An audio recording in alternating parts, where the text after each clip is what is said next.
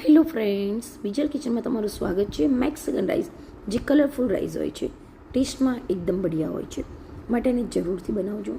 એના માટે આપણે હાફ એન્ડ અવર્સ રાઈસને પલાળી દેવાના છે, ચોખાને. ત્યાર પછી આપણે એક પેનમાં બટર લઈશું, એમાં 5 થી 7 કળી લસણ કટ કરીને સાતરીશું 2 મિનિટ.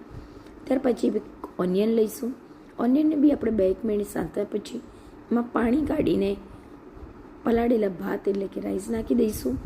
એને હલાવ્યા પછી એમાં આપણે 3 જાતના મિક્સ કેપ્સિકમ નાખવાના હોય છે. મારી જોડે નહોતા યલો એટલે મેં નથી નાખ્યા, પણ આ રાઈસ કલરફુલ હોય છે એટલે મેં 3 કેપ્સિકમથી વધારે સર આપણે એમાં વટાણા નાખી દઈશું અને ત્યાર પછી એને હલાવી દઈશું.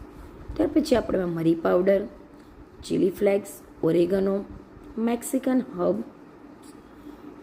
અને લાલ મરચું પાવડર નાખીને એને બરાબર હલાવી દઈશું. હલાવ્યા પછી આપણે એમાં ટોમેટો પ્યુરી નાખીશું. મેં ઘરની 4 ટામેટાને મિક્સર ગ્રાઇન્ડ કરીને બનાવી છે. બહારની પૂરીથી કલર બહુ સારો આવે છે. તમારી જોડે જે હોય તમે નાખી શકો. તો 2 ચમચી ટોમેટો કેચઅપ નાખીશું, એથી ટેસ્ટ થોડો વ્યવસ્થિત આવશે ને ટેંગી રહેશે.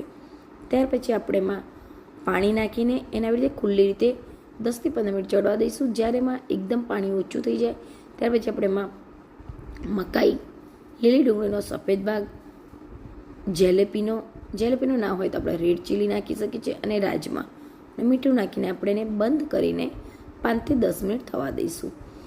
ત્યાર પછી આપણે એને ગ્રીન ડુંગળીનો ઉપરનો પોર્શન નાખીને સર્વ કરીશું. તમે દેખી શકો છો કેટલા કલરફુલ, ટેસ્ટમાં બેસ્ટ. આ સ્વીટ જરૂરથી એકવાર ટ્રાય કરજો અને મને કમેન્ટમાં કહેજો.